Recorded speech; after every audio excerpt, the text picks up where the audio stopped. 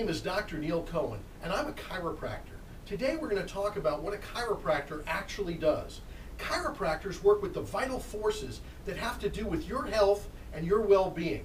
Misalignments, called subluxations, occur in the spine, and they actually interfere with this vital life force or energy traveling through your body.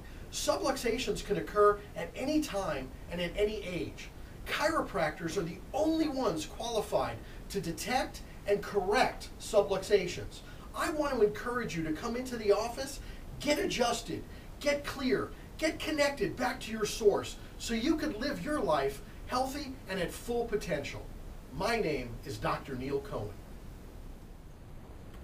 I have the power.